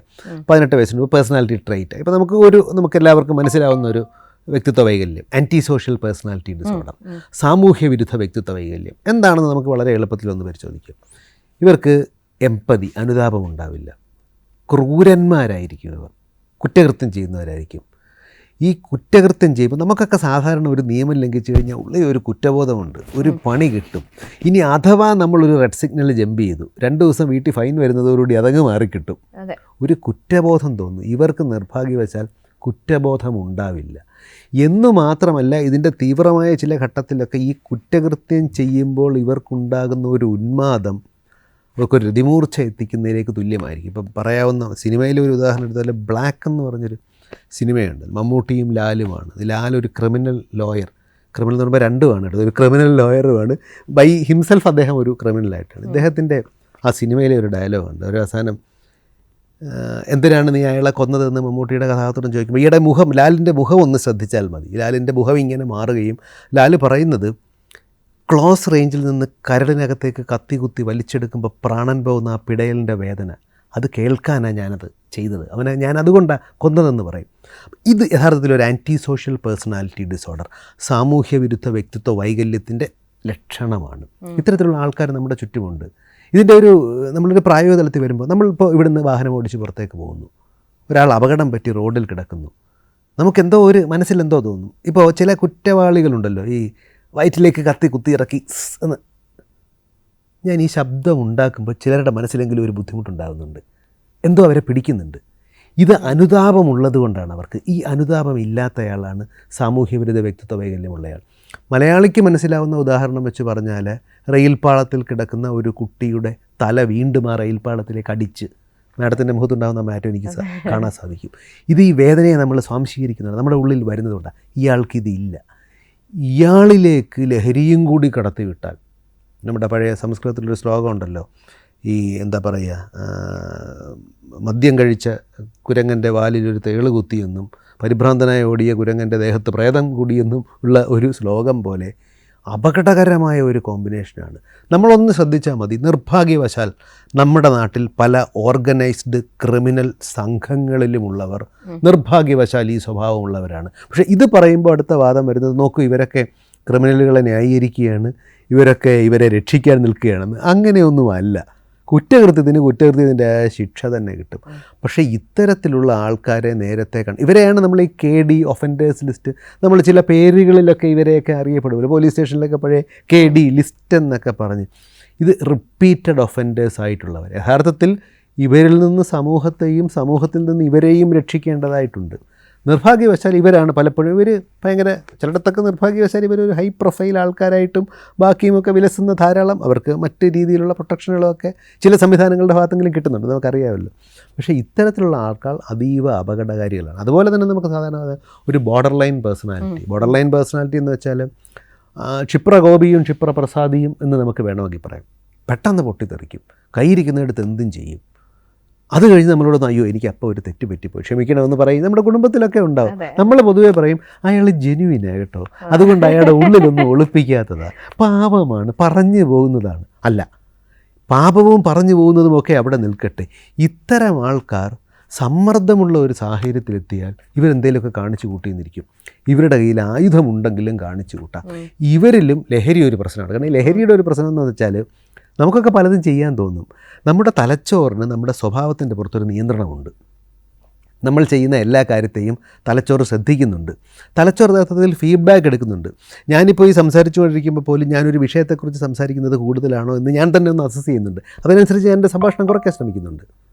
ഈ നിയന്ത്രണം എൻ്റെ തലച്ചോറിന് എൻ്റെ പുറത്തുണ്ട്. മദ്യം ചെയ്യുന്നത് എന്താണെന്ന് വെച്ചാൽ ഇത് എൻ്റെ തലച്ചോറിൻ്റെ ഒരു വിശേഷ ബുദ്ധിയാണ്, വിവേചന ബുദ്ധിയാണ്. മദ്യം ഈ വിവേചന ബുദ്ധിയെ അങ്ങ് ഇല്ലാതാക്കും. അതുകൊണ്ടാണ് മദ്യപിച്ച് കഴിയുമ്പോൾ നമുക്ക് എത്ര വേഗതയിലും വണ്ടി ഓടിക്കാമെന്ന് തോന്നുന്നത്. അപകട സാധ്യതയെ നമ്മൾ കുറച്ച് കാണുകയാണ്, അഥവാ നമ്മളുടെ കഴിവിനെ നമ്മൾ കൂട്ടിക്കാണുകയാണ്. ഈ പേഴ്സണാലിറ്റി ഡിസോർഡർ ഉള്ളവരും ലഹരിയും, കാരണം വളരെ വ്യാപകമായിക്കൊണ്ടിരിക്കുക ലഹരി, ഇത് രണ്ടുകൂടെ ആകുമ്പോൾ ഇതൊരു ലീതൽ കോമ്പിനേഷനിലേക്ക് മാറും. അതിൻ്റെ ഫലമായി ധാരാളം കുറ്റകൃത്യങ്ങൾ നമ്മൾ കാണുന്നുമുണ്ട്. ഈ ലഹരി ഉപയോഗിച്ച് കഴിയുമ്പോൾ വേൾഡ്ലി ആയിട്ടുള്ള ലിമിറ്റേഷൻസിൽ നിന്നൊക്കെ ഒരു മോചനം കിട്ടി പറന്നു പോകുന്ന പോലെ എന്നൊക്കെ പറയുന്ന ഡോക്ടർ, നമുക്കൊരു കോളർ വെയിറ്റിംഗ് ആണ്, ചോദ്യത്തിലേക്ക് ഒന്ന് പോകാം. Hello hello hello Kerala connect, ആരാണ്? എന്റെ പേര് സ്മിതയെന്നാണ്. എവിടുന്ന് വിളിക്കുന്നു? ഞാനിവിടെ പാലക്കാടിനാണ്. ഓക്കെ, നമ്മുടെ ഇന്നത്തെ വിഷയം ശ്രദ്ധിച്ച് കാണുന്ന കരുതുന്നു. ഡോക്ടറോട് സംസാരിക്കാം. ഡോക്ടർ മോഹൻ റോയ് ഉണ്ട്. ഡോക്ടറെ, നമുക്ക് ഇപ്പൊ ഈ സാറ് പറഞ്ഞതൊക്കെ ഞാൻ ശ്രദ്ധിച്ചു. നമ്മൾ ഈ കുട്ടികളെ ഉപദ്രവിക്കാൻ പാടില്ല, അല്ലെങ്കിൽ ശിക്ഷിക്കേണ്ട, വടിയെടുക്കണ്ട, പീഡിപ്പിക്കേണ്ട എന്നൊക്കെ സാറ് പറയുന്നുണ്ട്. പക്ഷെ നമ്മൾ ഇവരുടെ കയ്യിൽ എങ്ങനെ ഈ കോവിഡ് കാലത്ത് കൊടുത്ത ഫോൺ തിരിച്ചു വാങ്ങിക്കാം? ഒന്നാമത്തെ കാര്യം, ഇപ്പം എക്സാം ടൈമിലൊക്കെ ആണെങ്കിലും നമ്മൾ എത്ര പ്രാവശ്യം പറഞ്ഞാലും ഇവർക്ക് അതിന്റെ കോൺസിക്വൻസസ് മനസ്സിലാവുന്നില്ല. എങ്ങനെ കളിച്ചാലും ഇവർ നമ്മുടെ ഫോൺ അവിടെ വിളിച്ചിരിക്കുക, ആ സ്ക്രീനിന്റെ ലൈറ്റ് കണ്ടു കഴിഞ്ഞാൽ ഇവരെഴുന്നേറ്റ് അതെന്താണെന്ന് ശ്രദ്ധിക്കുക. അല്ലെങ്കിൽ നമ്മൾ ഫോൺ അവിടെ വെറുതെ വെച്ചിരുന്നാൽ അതൊന്ന് അവർക്കൊന്ന് ഓപ്പറേറ്റ് ചെയ്യാൻ തോന്നും. എന്തോ ആയിക്കോട്ടെ, നമുക്കൊരു കോള് വന്നു കഴിഞ്ഞാൽ അവരുടെ അറ്റൻഷൻ ഡിസ്ട്രാക്ട് ചെയ്യാണ്. ഞാനത് എക്സാം ടൈമിൽ ഞാൻ ഒത്തിരി ബുദ്ധിമുട്ടാന്ന് പറഞ്ഞാൽ ഒരു രക്ഷയില്ല. അതായത് അത്രമാത്രം അവർ മൊബൈൽ ഫോൺ അഡിക്റ്റ് ആയി കഴിഞ്ഞു എന്നാണ് എനിക്ക് പറയാനുള്ളത്. ഇവരെ ഞാൻ എങ്ങനെ നമ്മൾ തിരികെ കൊണ്ടുവരും എന്നാണ് സാറ് പറയുന്നത്. അവരെ ഞാൻ തല്ലുക, പീഡിപ്പിക്കുക, അവരോട് ഒച്ച വയ്ക്കുക, അതിനപ്പുറത്തേക്ക് അവർ തിരിച്ചാണ് ഇപ്പൊ റിയാക്ട് ചെയ്യുന്നത്. ഫോൺ മാറ്റണമെന്ന് പറയുമ്പോൾ ഞാൻ ഇതിനകത്ത് എന്താ ഒരു പോംവഴി എന്താണ്? എനിക്കിപ്പോ അതിനകത്ത് വളരെ ആശങ്കയാണ്. എനിക്ക് എവിടെ ബുദ്ധിമുട്ടും പ്രയാസത്തോടെയാണ് നമ്മൾ ചോദിക്കുന്നത്, എങ്ങനെ നമ്മൾ പറയുന്ന ഈ ഫോൺ തിരികെ വാങ്ങിക്കും? മാഡത്തിന് കുഞ്ഞിന്റെ വയസ്സ് പറയുന്നതിൽ ബുദ്ധിമുട്ടുണ്ടാവുമോ? എത്ര പ്രായമുണ്ട് മാഡം കുഞ്ഞിന്? 10ാം ക്ലാസ്സിൽ. ശരി മാഡം, ശരി, താങ്ക് യു. നമ്മൾ നേരത്തെ സൂചിപ്പിച്ച പോലെ നമ്മൾ പറഞ്ഞ ഒരു പ്രശ്നത്തിൻ്റെ പ്രായോഗികമായ ഒരു വലിയ വശമാണ് ഇത്. യഥാർത്ഥത്തിൽ വേണ്ടത് ഈ കുട്ടിയുടെ കയ്യിൽ നിന്ന് മൊബൈൽ തിരിച്ച് വാങ്ങുന്നതിനെ കുറിച്ച് ആലോചിക്കുമ്പോൾ നമ്മളെല്ലാവരും ഒന്ന് ആലോചിച്ച് നോക്ക്. നമ്മുടെ കയ്യിലുള്ള മൊബൈലിന് റെസ്റ്റ് എപ്പോഴാണ് കൊടുക്കുന്നത്? നമ്മൾ യഥാർത്ഥത്തിൽ നമ്മൾ നിദ്രാശുചിത്വം എന്ന് പറയുന്നത് നമ്മുടെ മലയാളിക്ക് ഇപ്പോൾ ഭയങ്കര ഉറക്ക പ്രശ്നമാണ്. മലയാളിയുടെ ഉറക്ക പ്രശ്നത്തിൻ്റെ പല കാരണങ്ങളിൽ ഏറ്റവും പ്രധാനപ്പെട്ട കാരണം ഉറക്കം വന്നില്ലേ നമ്മൾ ആദ്യം എടുത്തു നോക്കുന്നത് മൊബൈൽ ഫോണാണ്. ഒരിക്കലും ചെയ്തു കൂടാത്തത് അതാ. മൊബൈൽ ഫോണിൻ്റെ ലൈറ്റ് ഉൾപ്പെടെ നമ്മൾ കാണുന്ന കണ്ടൻറ്റ് ഉൾപ്പെടെ നമ്മുടെ ഉറക്കത്തെ കുളമാക്കും. പക്ഷേ നമ്മളിതാണ് ചെയ്തുകൊണ്ടിരിക്കുന്നത്. ഇന്നും ചിലപ്പോൾ നമ്മളിത് കേട്ട് കഴിഞ്ഞിട്ട് ഇതായിരിക്കും ചെയ്തത്. അതങ്ങനെ നിൽക്കട്ടെ. കുട്ടികളുടെ കാര്യത്തിൽ, മുതിർന്നവരുടെ കാര്യം ഇതാണെങ്കിൽ കുട്ടികളുടെ കാര്യം നമുക്ക് പറയണ്ടല്ലോ. കുട്ടികൾക്ക് എപ്പോഴും നമുക്ക് ചെയ്യാൻ സാധിക്കുന്നത് ഇതിനൊരു ടൈം ലിമിറ്റ് ഉണ്ടാക്കുക എന്നുള്ളതാണ്. ടൈം ലിമിറ്റ് ഒരു കാര്യത്തിന് ഉണ്ടാക്കാൻ നമുക്ക് പാടാം. നമ്മളെല്ലാവരും ആലോചിച്ച് നോക്കും. കുട്ടിക്കാലത്ത് നമ്മൾ സ്കൂളിനെ കുറിച്ച് ആലോചിക്കുമ്പോൾ നമ്മൾ ഏറ്റവും വെറുത്തൊരു സാധനം ടൈം ടേബിളാണ്. ടൈം ടേബിൾ വളരെ ആവശ്യപ്പെട്ട ഒരു കാര്യമാണ്. കുട്ടിയുടെ ജീവിതത്തിൽ ഈ ഒരു ടൈം ടേബിൾ ഉണ്ടാകണം. സാധാരണ കുട്ടികൾക്ക് ചെയ്യാൻ പറ്റുന്നത് cell the kid A dream. കുട്ടിക്ക് എന്താവാനാണ് ആഗ്രഹമെന്ന് ചോദിക്കുക. എല്ലാ കുട്ടിക്കും ഒരു ആഗ്രഹം ഉണ്ടാവും. ആ ആഗ്രഹത്തിലേക്ക് പോകാനായി, അതിൻ്റെ പൂർത്തീകരണത്തിനായി അവൻ ഇന്ന് എന്ത് ചെയ്തു, ഇന്നലെ എന്ത് ചെയ്തു, ഒരാഴ്ച മുമ്പ് എന്ത് ചെയ്തു, അവനൊരു ലക്ഷ്യമുണ്ടാവും. ആ ലക്ഷ്യത്തിലേക്ക് അവൻ എത്തേണ്ടതുണ്ട്. ശാരീരിക വ്യായാമം എല്ലാ കുട്ടികൾക്കും ആവശ്യമാണ്. അത് വേണം. കേൾക്കാൻ പലപ്പോഴും മനസ്സ് കാണിക്കുന്നില്ല. അങ്ങനെ ഒരു ഇഷ്യൂ ഉണ്ട്. അല്ല മാഡം, നമ്മളിങ്ങനെ പലതരത്തിലും മോട്ടിവേറ്റ് ചെയ്യാൻ ശ്രമിക്കും തോറും അതൊന്നും അങ്ങ് എഫക്റ്റീവ് ആവുന്നില്ല. പ്രത്യേകിച്ച് ഈ ഒരു ഏജ് ഓവറായി പോയോ അത് പറഞ്ഞ് മനസ്സിലാക്കി കൊടുക്കാനുള്ള ഒരു ഇല്ല, ഒരിക്കലും ഇല്ല. അങ്ങനെ കണക്കാക്കേണ്ടതാണ്. നമ്മളിത് സംസാരിക്കുമ്പോൾ പോലും ഇതൊരു ഉപദേശ രൂപേണ എന്നുള്ള രീതിയിൽ എത്തണ്ട. അല്ലെങ്കിൽ ഇപ്പോൾ നമുക്ക് സംസാരിക്കാൻ നമ്മൾ സംസാരിക്കുന്നതാണ്, അവൻ കേൾക്കുന്നില്ല. അല്ലെങ്കിൽ മാതാപിതാക്കൾ സംസാരിക്കുമ്പോൾ അങ്ങനെ വരാം. കുട്ടിക്ക് ഇഷ്ടപ്പെട്ട മറ്റാരെങ്കിലും ഉണ്ടാവാം, ബന്ധുക്കളോ, ഇപ്പം മാഡത്തിൻ്റെ അനിയനോ അനിയത്തിയോ ഹസ്ബൻഡിൻ്റെ അനിയനോ ഏതെങ്കിലും ഒരാളുണ്ടാവാം. ആ ആളോട് പറഞ്ഞിട്ട് ഇത്തരത്തിലുള്ളൊരു കാര്യം ചോദിക്കുകയും ഈ കാര്യങ്ങൾ ചെയ്യും. ഇതോടൊപ്പം ഇവന് താല്പര്യമുള്ളൊരു കാര്യം ഒരു കുഞ്ഞിനുണ്ടാവും. പടം വരയ്ക്കലാവാം, പാട്ട് കേൾക്കലാവാം, ചിലപ്പോൾ ഒരു കായിക പ്രവർത്തനമാകാം. ഇതിനുള്ള സമയവും കൂടി വേണം. യഥാർത്ഥത്തിൽ നമ്മൾ ഇവിടെ സൂചിപ്പിച്ച പോലെ ഒരു അഡിക്ഷനാണ്. അഡിക്ഷൻ യഥാർത്ഥത്തിൽ തലച്ചോറിൽ ഡോപ്പമിനാണ് കിട്ടുന്നത്. ഡോപ്പമിൻ തന്മാത്ര കൂടുമ്പോഴാണ് അവർക്ക് സന്തോഷമുണ്ടാകുന്നത്. സമാന രീതിയിൽ സന്തോഷമുള്ള മറ്റൊരു കാര്യം ആ കുഞ്ഞിന് കൊടുക്കേണ്ടതുണ്ട്. ഇനി ഒരു മൊബൈൽ ഫോണിൽ അവൻ്റെ നിയന്ത്രണത്തിൽ കൊടുക്കുകയാണെങ്കിൽ ഒരു ദിവസം എത്ര സമയം കാണാമെന്നുള്ളത് സെറ്റ് ചെയ്യാൻ സാധിക്കും. ഇന്ന് സാമൂഹ്യ മാധ്യമത്തിൽ എത്ര സമയം, കുട്ടികളിപ്പോൾ ഉപയോഗിക്കുന്നത് ഇൻസ്റ്റാഗ്രാമാണല്ലോ, അതിലെത്ര സമയം, ബാക്കി കാര്യങ്ങളിൽ എത്ര സമയം, ഇതിനൊരു ടൈം സെറ്റ് ചെയ്യുകയും ആ ടൈം സെറ്റ് ചെയ്ത് കഴിഞ്ഞാൽ മൊബൈൽ ഫോൺ ആ സമയമാകുമ്പോഴത്തേക്കും പിന്നെ അത് പ്രവർത്തിപ്പിക്കാൻ പറ്റില്ല. ആ ആപ്പുകൾ എല്ലാ മൊബൈലിലും ഇപ്പോൾ തന്നെ ഡിജിറ്റൽ വെൽബീയിങ് എന്നൊക്കെ പറഞ്ഞ എല്ലാ മൊബൈലുകളിലും ഉണ്ട്. അത് നിരന്തരം നമ്മൾ നിരീക്ഷിക്കുകയും ഇത് ഒരു യഥാർത്ഥത്തിൽ പറഞ്ഞാൽ ഇറ്റ്സ് ലൈക്ക് എ വാർ, ഒരു യുദ്ധം പോലെയാണ്. പക്ഷേ നമ്മളും അവനും എതിരായി നിന്നുള്ള യുദ്ധമല്ല, നമ്മളും അവനും ഒരേ വശത്ത് നിന്നുള്ള യുദ്ധമാണ്. ഇതിനെതിരായിട്ടുള്ള യുദ്ധമാണ്. ഇതിൽ നമ്മൾ ഒരുമിച്ച് നിന്നാൽ മാത്രമേ വിജയിക്കുകയുള്ളൂ. ഇതിലേതെങ്കിലും ഒരു ഘട്ടത്തിൽ അവനൊരു ദിവസം കുറച്ച് കൂടുതലായി ഉപയോഗിക്കുകയോ ബാക്കി ചെയ്യുകയാണെങ്കിൽ അവനെ കുറ്റപ്പെടുത്താതിരിക്കുക. നമ്മളൊന്നാലോചിച്ചാൽ മതി. ഈ പ്രോഗ്രാം കണ്ടുകൊണ്ടിരിക്കുന്ന എല്ലാവരും, നമ്മളെല്ലാവരും കുറേ ചായ സ്ഥിരമായി കുടിക്കുന്നവരെല്ലാവരും ചായ കുടിച്ചല്ലോ അല്ലേ? ഇന്ന് വൈകുന്നേരം ചായ കുടിച്ചില്ലെന്ന് നിങ്ങൾക്ക് എന്താ സംഭവിക്കുന്നത്? നമുക്കറിയാമല്ലോ. നമുക്ക് തലവേദന വരും, നമുക്ക് ദേഷ്യം വരും, ചിലപ്പോൾ വീട്ടിലിരിക്കുന്നൊരു വിവരം അറിയും. നമുക്ക് ചായ പോലെ ഒരു സാധനത്തിന് പോലും അത്രയും അഡിക്ഷൻ ഉണ്ടാക്കാൻ സാധിക്കുന്നെങ്കിൽ കുട്ടിയുടെ വളർന്നുകൊണ്ടിരിക്കുന്ന വികസിച്ചുകൊണ്ടിരിക്കുന്ന തലച്ചോറിലേക്ക് അഡിക്ഷൻ വന്നു കഴിഞ്ഞാൽ എന്ത് സംഭവിക്കുമെന്ന് നമുക്കറിയാം. അതാണ് ഈ കുഞ്ഞ് ചെയ്യുന്നത്. ഇത് ഒരു ദിവസമോ ഒരാഴ്ചയോ ഒരു മാസം കൊണ്ടോ പറ്റുന്ന കാര്യമല്ല, നിരന്തരം വേണ്ടി വരും. ഇനി നമ്മൾ മനസ്സിലാക്കേണ്ടത് ഈ കുട്ടിയെ ഞാൻ നേരത്തെ സൂചിപ്പിച്ച പോലെ ഈ കുട്ടി ഒരു 10ാം ക്ലാസ് കഴിഞ്ഞിട്ടോ 12ാം ക്ലാസ് കഴിഞ്ഞിട്ടോ മറ്റൊരു സ്ഥലത്ത് പോവുകയല്ലേ. ഇന്ത്യയിലെ പ്രശസ്തമായ പല ക്യാമ്പസുകളിലും അൺലിമിറ്റഡ് വൈഫൈ ആക്സസും മറ്റുമൊക്കെ ഉണ്ട്. അവിടെ ഈ കുഞ്ഞ് നിയന്ത്രിക്കണ്ടേ? അപ്പോൾ നമ്മുടെ തലമുറയുടെ ഒരു പ്രശ്നം യഥാർത്ഥത്തിൽ നമ്മുടെ കാലത്തൊക്കെ ഇപ്പോൾ 60കളിലും 70കളിലും 80കളിലും ഈവൻ 90കളിലും വരെ ജനിച്ച കുട്ടികളുടെ കാര്യത്തിൽ മാതാപിതാക്കൾക്ക് ചില കാര്യങ്ങൾ അവരിൽ നിന്ന് മാറ്റി നിർത്തി അവരെ വളർത്താൻ സാധിച്ചു. കുറച്ചൊരു നമ്മൾ നേരത്തെ പറഞ്ഞ ഒരു പക്വതയൊക്കെ ആകുമ്പോഴേ ഈ സാധനങ്ങൾ അവരുടെ കൈ കിട്ടുകയുള്ളായിരുന്നു. ഇപ്പോഴത്തെ കുട്ടി അങ്ങനെയല്ല. ഇപ്പോഴത്തെ കുട്ടി അങ്ങനെ അല്ലാത്തത് കൊണ്ട് തന്നെ ആ കുട്ടിക്ക് ഇത്തരം കാര്യങ്ങൾ പറഞ്ഞു മനസ്സിലാക്കേണ്ട ഒരു ചുമതല കൂടി മാതാപിതാക്കൾക്കുണ്ട്. അത് പറഞ്ഞു മനസ്സിലാക്കേണ്ട ചുമതല മാത്രമല്ല, നമ്മൾ പ്രവർത്തിച്ചു കൂടി കാണിക്കേണ്ടതുണ്ട്.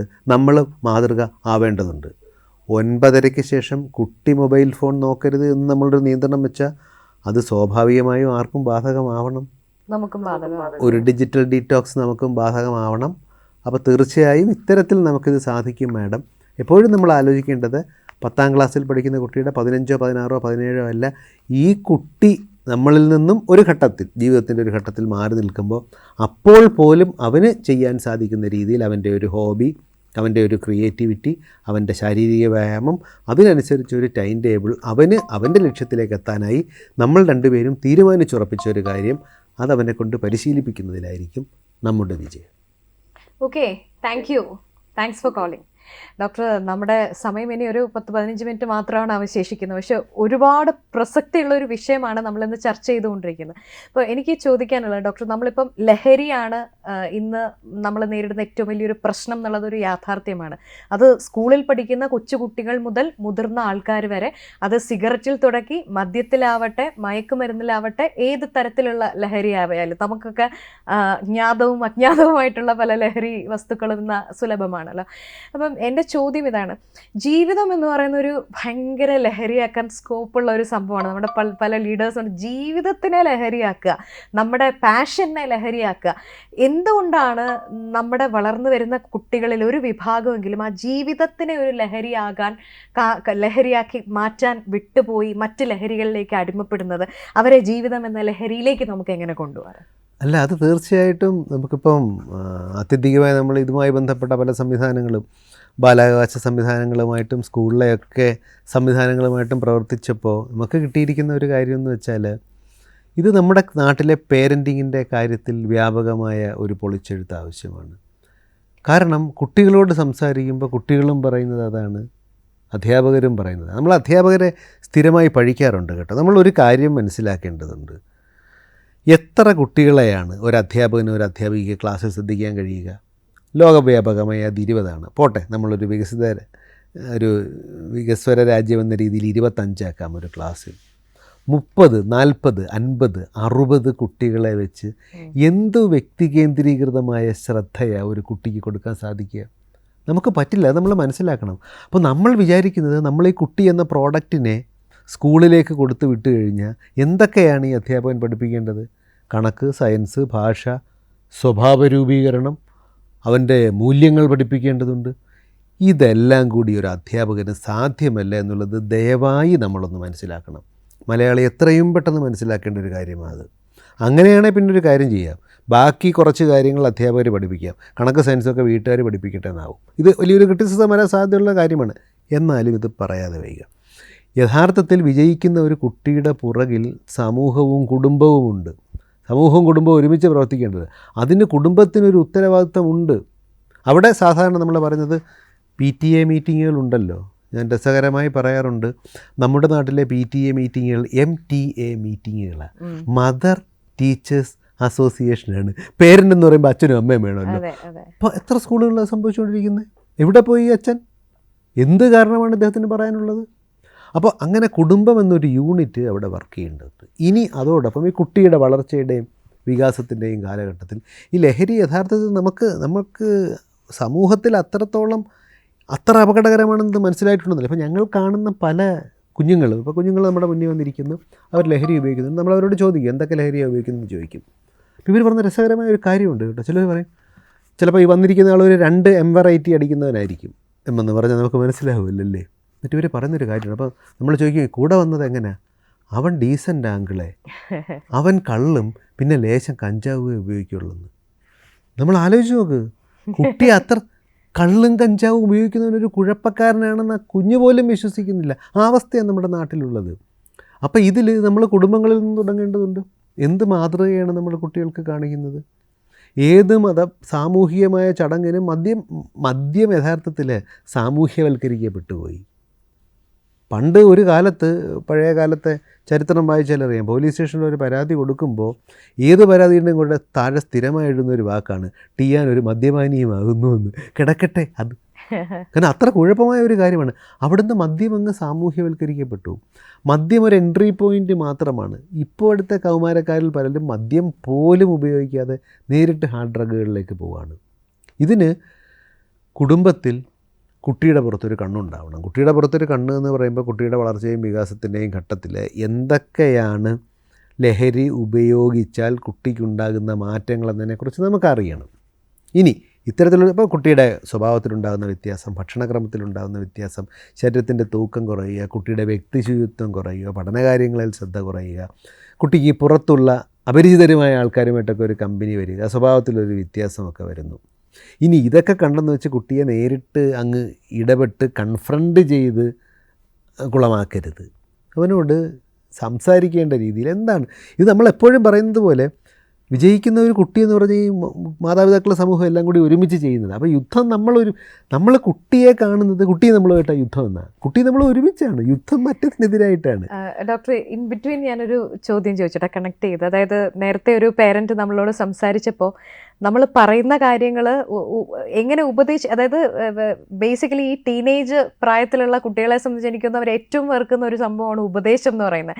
അച്ഛനും ഉപദേശിക്കാൻ വന്നു, അമ്മ ഉപദേശിക്കാൻ വന്നു, ടീച്ചർ ഉപദേശിക്കുന്നു. പക്ഷെ ഇവർക്ക് ഉപദേശമാണെന്ന് തോന്നാത്ത രീതിയിൽ നമുക്ക് പറയാനുള്ള കാര്യങ്ങൾ പ്രസന്റ് ചെയ്യുന്ന ഒരു വലിയ ചാലഞ്ച് അല്ലേ ഡോക്ടർ? അത് ഉപദേശമല്ല, ചർച്ചയാണ്. എവിടെയാണ് പ്രശ്നം? അതെ, നീ ഇത് ചെയ്യൂ, നിനക്കിത് നല്ലതാണ്, നീ ഇത് ചെയ്യേണ്ടി വരും.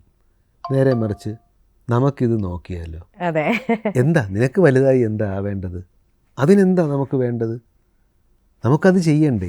ഇനി നമ്മളൊരു ലക്ഷ്യം വെച്ചു, അതിനുവേണ്ടി നാം ഇന്നെന്താ സജസ്റ്റ് ചെയ്യുക അല്ലേ അവരോട്? നോക്കൂ, യഥാർത്ഥത്തിൽ ജയിക്കേണ്ടത് കുട്ടിയാണോ നമ്മളാണോ? കുട്ടി ജയിക്കുന്നതിലൂടെ നമ്മൾ ജയിക്കുന്നത്. കുട്ടിയെ ജയിക്കാൻ നമ്മൾ സഹായിക്കുകയല്ലേ ചെയ്യുന്നത്. ജയിക്കാൻ വേണ്ടി നിൽക്കുന്ന ഒരാളെ നമ്മൾ എപ്പോഴും ശത്രുപക്ഷത്ത് നിർത്താറുണ്ടോ? ഈ കുട്ടി സെൻസിറ്റീവ് ആയത്, പിന്നെ മാത്രമല്ല ഈ കുട്ടികളുടെ ഒരു ഗ്യാങ് ഉണ്ട് കേട്ടോ. അപ്പോൾ ഒന്നാമത് ഈ പറയുന്നത് പോലെ പഴയ ആൾക്കാരൊക്കെ ഉപദേശികളാണെന്ന് അവർക്കൊരു ഇത് നമ്മൾ മനസ്സിലാക്കേണ്ടത്, നമ്മൾ മാറുന്ന കാലത്തിനനുസരിച്ച് മാറണ്ടേ. കുട്ടിക്ക് നമ്മൾ ഉപദേശിക്കുകയാണ് എന്നൊരു രീതിയിലാണ് അവൻ കാര്യങ്ങൾ കാണുന്നതെന്ന് മനസ്സിലാക്കി കഴിഞ്ഞാൽ നമ്മൾ പിന്നെ എന്താ ചെയ്യുന്നത്? വളരെ സിമ്പിളല്ലേ ഇത്. നമ്മൾ വാഹനം ഓടിച്ചുകൊണ്ട് പോകുന്നു, മുന്നിലൊരു ബ്ലോക്കുണ്ട്, നമ്മൾ എന്ത് ചെയ്യും? വാഹനം സൈഡിൽ കൂടെ എടുത്തുകൊണ്ട് പോകും. ഇത്രയേ ഉള്ളൂ. ഇതൊരു ബ്ലോക്കാണെന്ന് മനസ്സിലാക്കിയാൽ ആ ബ്ലോക്കിൻ്റെ അപ്പുറത്തേക്ക് നമ്മൾ എത്തുക.